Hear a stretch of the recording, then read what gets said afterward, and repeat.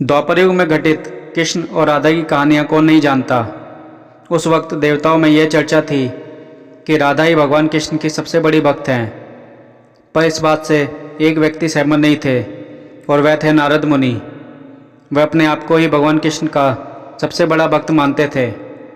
पर देवताओं से राधा रानी के विषय में चर्चा सुनकर उन्हें जलन महसूस होने लगी थी।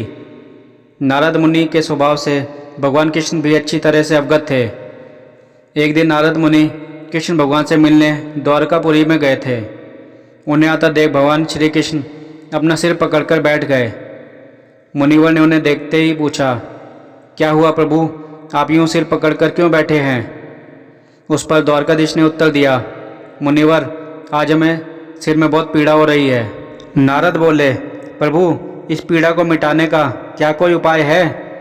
कृष्ण ने कहा, हाँ, उपाय तो है। अगर मेरा सबसे बड़ा भक्त अपने चरण धोकर उसका चरण अमृत मुझे पिलाएगा तो मेरा सिर दर्द पल भर में ठीक हो जाएगा। कृष्ण के मुंह से यह उपाय सुनकर कुछ पल के लिए मुनिवर सोच में पड़ गए कि हूँ तो मैं सबसे बड़ा भक्त, लेकिन अगर मैं अपने पैर धोकर उनका चरण अमृत प्रभु को पिलाऊंगा तो मुझे नरक जाने जितना महापाप लगेगा। परंतु राधा को भी तो सब कृष्ण का बड़ा भक्त मानते हैं, देखते हैं वो क्या करती है। इतना सोचने के बाद भगवान कृष्ण से आज्ञा लेकर नारद तुरंत राधा रानी के महल में जा पहुँचे और उन्हें प्रभु के सिर में हो रही पीड़ा एवं उसके उपाय के बारे में वृतांत सुनाया। वह सुनकर राधा रानी ने एक क्षण का भी विलंब न करते हुए अपने चरण धोकर उसका अमृत एक कटोरी में नारद मुनि के हाथ में लाकर रख दिया और कहा, हे मुनिवर, मैं नहीं जानती कि मैं भगवान कृष्ण की सबसे बड़ी भक्त हूँ या नहीं, पर मैं अपने ईश्वर आराध्य को पीड़ा में नहीं देख सकती।